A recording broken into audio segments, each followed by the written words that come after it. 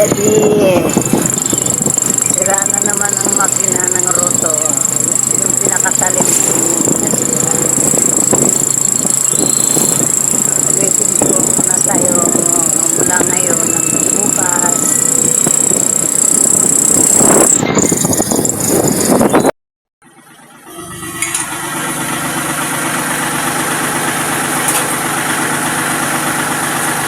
Ayan ang aming mekaniko. Ayan po ang nasira. Ay, nung isang araw, makalawa, hindi makaakit baba ang sabitan nitong talim. Ngayon nakakaakit baba na, okay na po. Apo, ha? Kinukuha mo na ba yung kulong natin? Ha? Kinukuha mo na? Si Kwenta lang pinagas ang atin kagabi. Wala na kaming pangkarga, anak. Ay. Ayan o, mga kabukid o. Ayan po yung mekaniko ni Kuya Dado sa kanyang... Oo, kompletos Ricardos ito eh. Pastol pa ng itik. O, di ba? Tagapag-alaga ng itik ni Kuya yan. Ito ang tunay na farmers, Oo, yan. Tunay na farmers. Siya po yung ito naman po dito yan. Tagapag-alaga nila sa kalamansi. Tunay na makakalamansi. Per, malhay ka naman, Per. Per, mag-shoutout ka nga. Sino ba yung shoutout ni Per? Binabati ko yung taga Mindoro. Per, shoutout ko ka sa inyo. Ano, si Per. Aalis na ako, Beng. Ayan na po yung Malapit na sa akin yung camera mo. Ayan. Okay na po at Hindi pa nakakot. gagana na. Gagana na ang makina.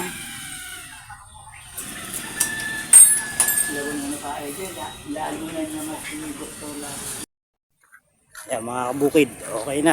Napalitan ng filter. Testingin po daw ng aming driver ng roto. Limusong na po yung roto.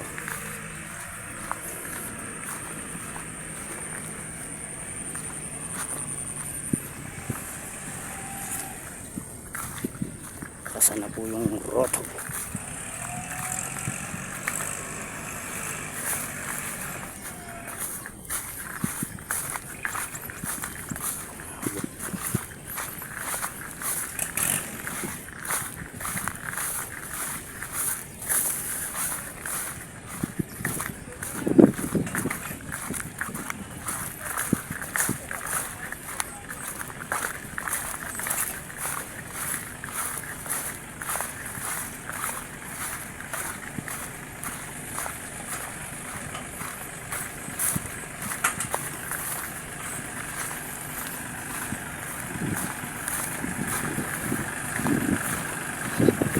Roto natin mga kabukid. Ano, tubig pa. Kaya pa.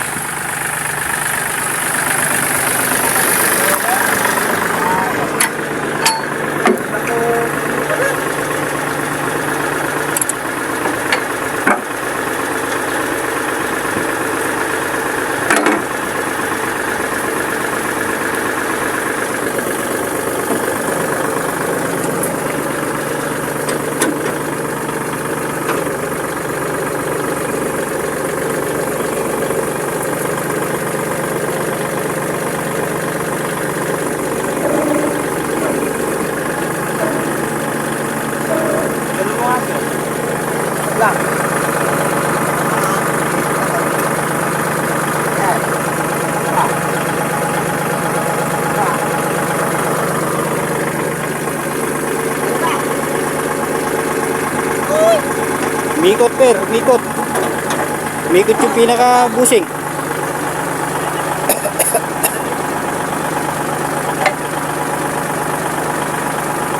Yun.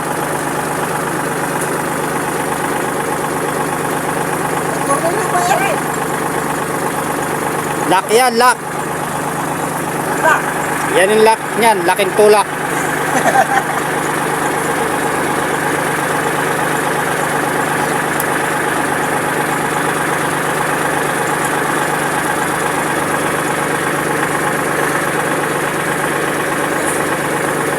Uy, sa taas, per. Oh, tingnan mo kung tapat na. Ah, malayo pa, per.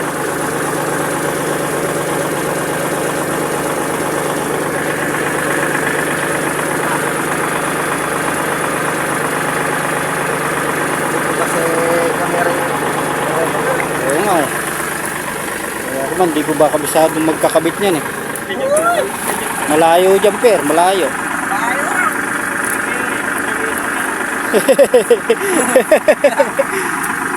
Ay, lalayo pala, per eh. So, per, di mo alam yun eh.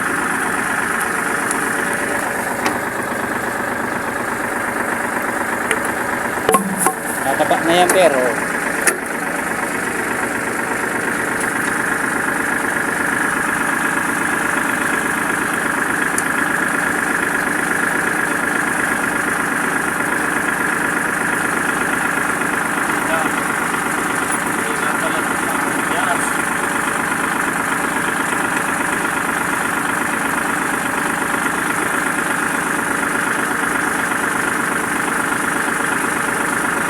Kailangan may pasok dyan, Edo.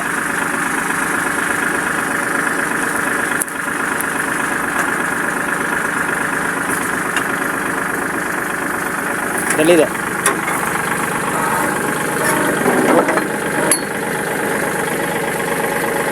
Oo, per. Tapat mo nga, per. Ito lang malagay ng parang. Oh, malayo.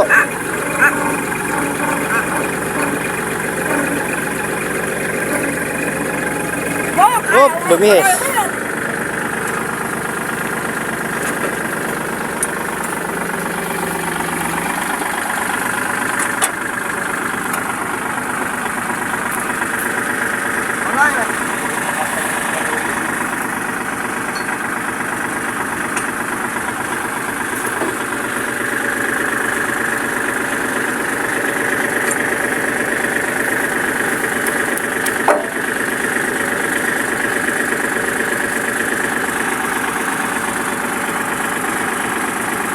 Hindi pala makasalpak eh. Hindi pala gumalaw.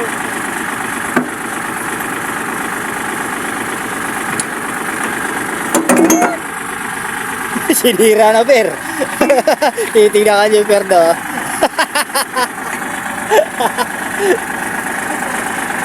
Titignan ka. Oh, ba't sinisira mo lalo?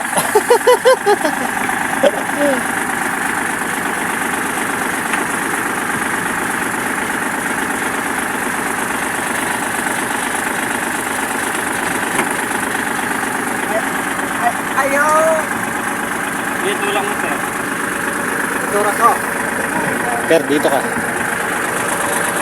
Sige, per.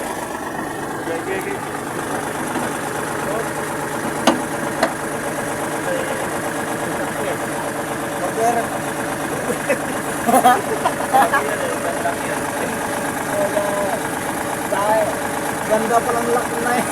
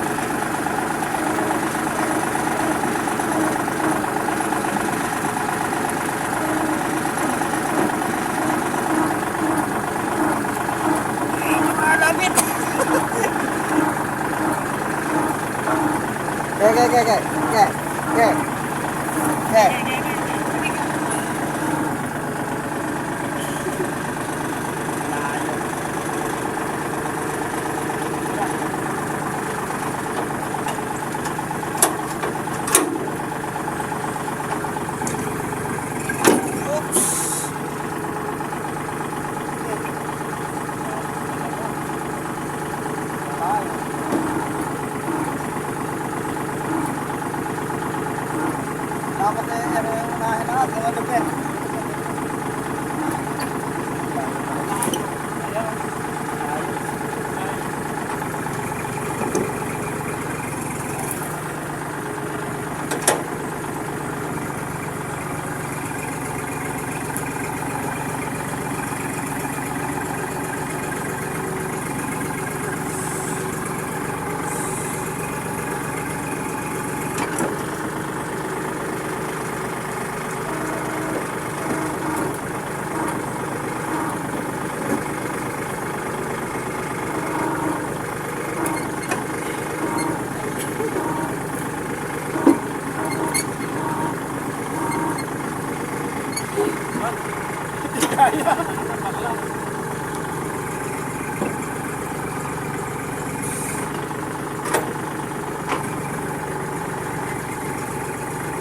Lapit na to, no?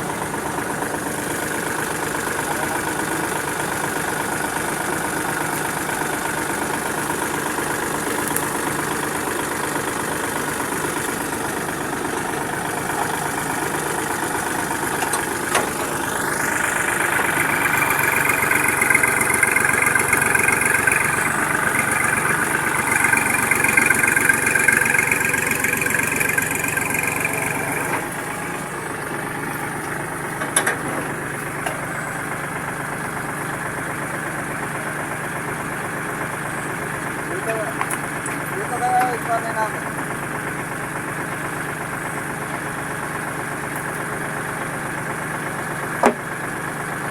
Hindi kaya unahin doon. Hindi sabi.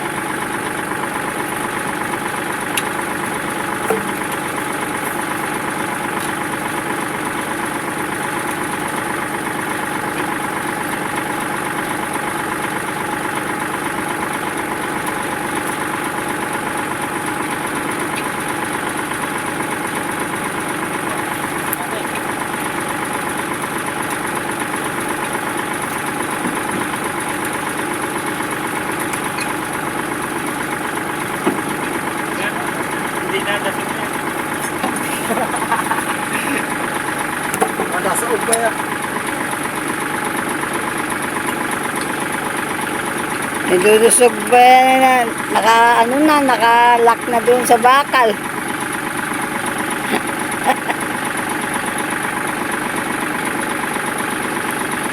Hindi nagparehas yung mga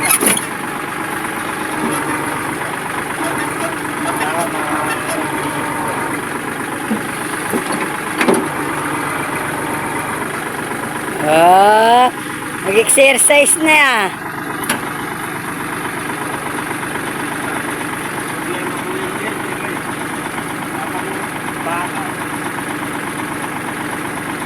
pagbihit. Baka.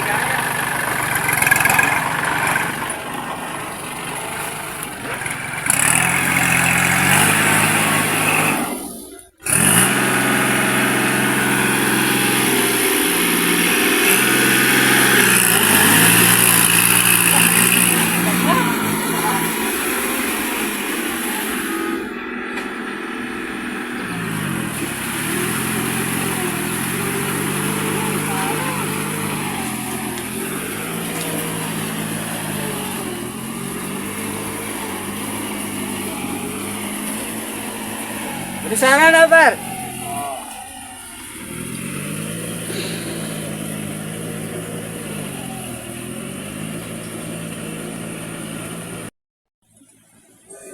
Ayan po yung mga kabukid. Ngayon pa lang uli inuumpisahan ang pagluluto kasi pangalawang ruto na po ito. Kagaya po niyan kasi kakakabit lang po ng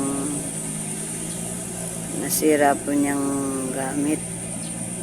Nakakuha na kayo yung sa video na. Sana tuloy-tuloy na itong maging maayos na po ang ginagamit nilang ruto. Pagka kasi nasira pa ulit yan, ewan ko na lang po. Ayun nga po, mukhang okay naman na. Siguro matatapos na ito. Ito na lang pong isang pitak muna to. Hindi lang kasi ito basta isang pitak. Malawak-lawak din siya. Sana matapos po muna itong pangalawang ruto niya para mapasukan na rin po ni Kuya Eddie ng ano niya, pang ano kasi tawag doon, no? Pang hand tractor na. Ayan, tractor na. Para makapagsabog na po sila. Pagka po napasukan na po ni Kuya Eddie ng hand tractor ito, yun na lang ang saban na ang uulitan ng ruto. Uulitan pa ba yun? Ha? Okay. Sana gabayan naman ng Panginoon yung gamit. Alam ko naman na makontrol na lahat yan. At nang matapos na itong matagal na nakabuyang niyang na lupa, mapakinabangan na po ng may-ari at ng tao. Ayan. Ayan na po.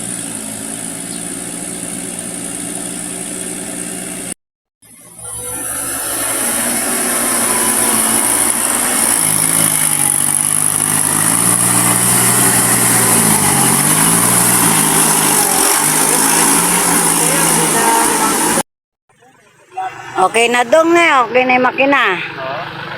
Ayan, okay na. Wala nang problema yung makina natin. Kahit,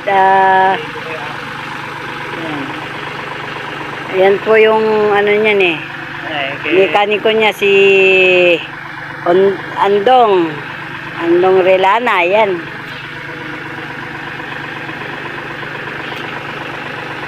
merienda. Merienda daw po. Ayan. Mabalik sa itin. Oo. Kapiraso na lang pala dong eh. Na. Kunti na lang. Ako nga pinag-odobli yung konti. Sa pila.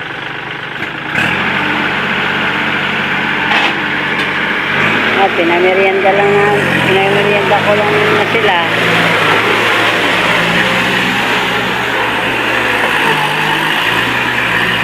Matagal na natauhan to ni Kuya Dado eh. Matagal nang kasama ng mag-asawa to. Ibig sabihin, ganyan lang trabaho niya bilang isang pastol ng itik. Ayan, nakukuha nilang magmaneho dito sa traktor pagka mayroong ipaparuto.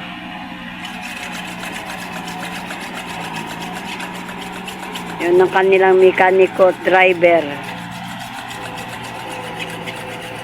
Yan, good morning mga kabukid. Nandito po tayo muli sa farm. Yun nga at na okay na po ang makina at saka na roto na rin ito. Si Kuya Eddie siguro kung hindi mamaya bukas magmamakina na rin po siya sa hand tractor naman po yung gagamitin niya para po maano niya po ito itong naruto. Ayaw nga po pala, nagtanim-tanim ako dito, nag-garden ako ng kapirasong talbos ng kamuting gapang ng pagka may mayroon tayong makukuhanan. At tatamnan din po natin yan ng sili okra or kahit na kasi dito po yata magtatanim ng siling panigang. So magtatanim tayo dito kahit 2 puno ng siling Taiwan. Doon po pala sa banda po dito po mas maganda sana binabalakan ni Kuya Eddie tamnan ng kalabasa at upo.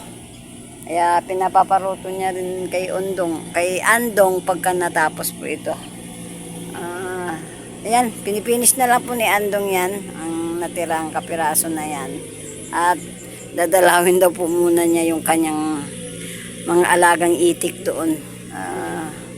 Malayo-layo din si Andong nandun po siya sa lugar po na yun sa malawak na natatanaw niyo po na yun nandun po yung kanyang mga itik kulong, ikinulong po muna. Okay mga kabukid, hanggang mamaya po ulit. Mga kabukid, natapos na po ni Andong na rutuhin. Ayan, naglinis-linis na po si Kuya Eddie sa pilapil niya dahil yung mga tinabas niya ng mga nakaraan tumubo na naman. Ayun, umuwi na po yung ating tagaruto. Ayan po. Umuwi na po siya. At aabangan po natin yung mga susunod na mga rurutuhin ni Andong rito sa ating pagtataniman ng mga gulay.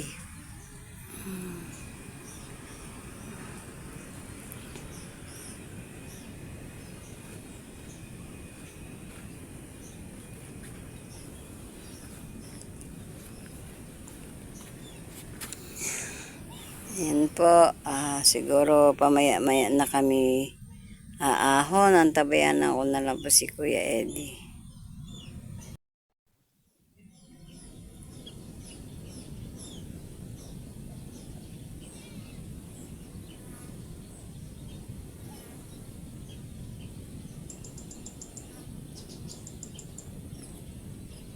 Ang gaganda ng mga ibon.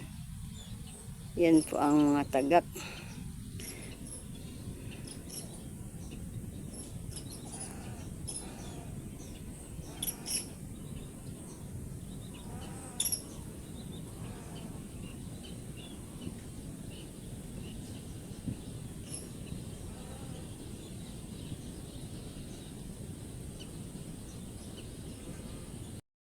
Yan mga kabukid. Si Kuya Eddie. Inadagdagan niya ng tinataasan niya yung pilapil dun sa bandang gilid.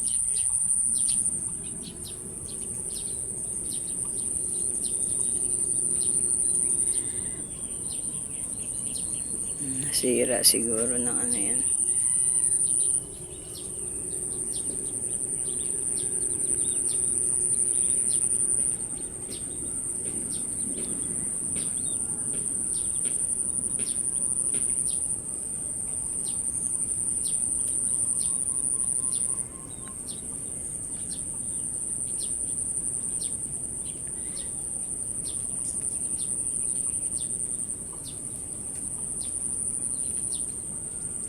Nababad din yung ano na yan yung pilapil na yun ay yung pinitak na yun, nababad din po yun sa tubig, kaya ewan ko lang kung nagkasuso. Matagal-tagal din na ibabad. Kaya nga yan mga kabukid, tuwing hapon, mga alanganing oras, umuulan. Gagalit na pa yung langit na yun. Yung swerte naman.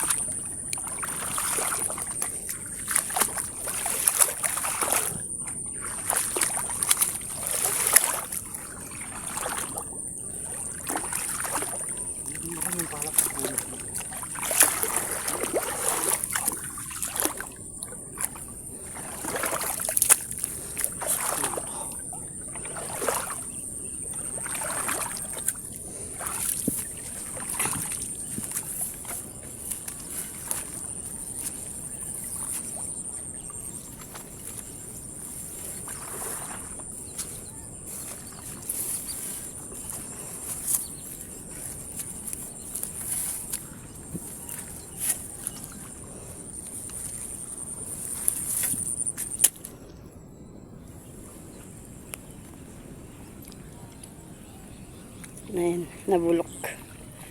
Bulok na rin po pala. Kangkong. Daming kangkong.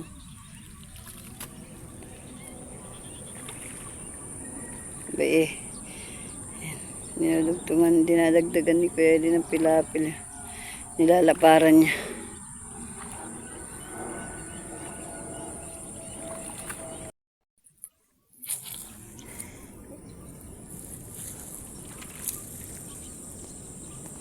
Diyan ka na Kuya Eddie, iwanan na kita, maambun. Iwanan na natin dyan si Kuya Eddie. Kayang-kaya na niya yan. Maambun.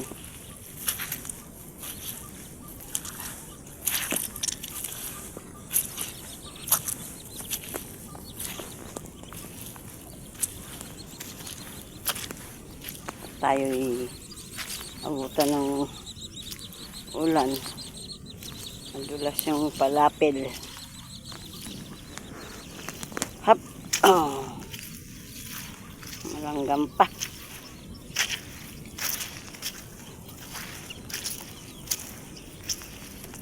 Tubig sa pinitak. Nabulok na. Malalaman natin bukas kung uumpisahan na ni Kuya Eddie ang pagmamakina. Hindi naman ito makukuha sa apurahan. Siya Nga po pala mga kabukid, bukas po, bukas po ng umaga daw, siguro mga alas 8. Pinatawag po kay Kuya Eddie yung magtutudling dyan. Patutudlingan daw po nila yan paararo. Para daw po natanong ng sitaw na init na kami. Ayan, nako. Ayun na pala si Kuya Eddie.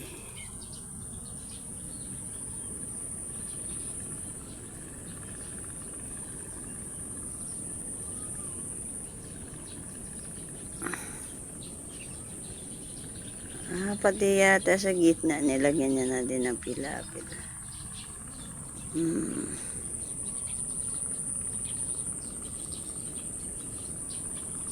Diyos ko, rogo. Masakit sa bewang yan. Ang haba nung pinaglalagyan niya.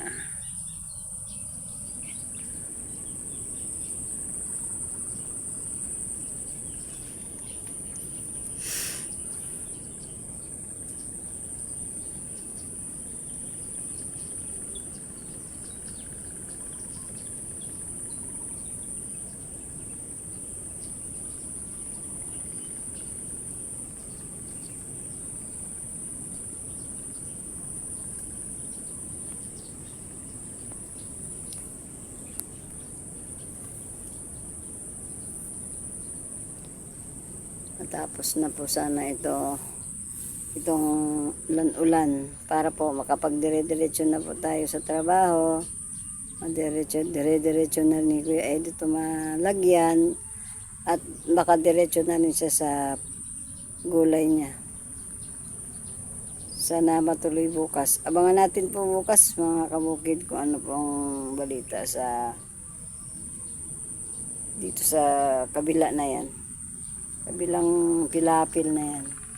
At binabalakad na po na paararo or para mga patudlingan. Yan. Basta abangan po natin bukas yan mga kabukid.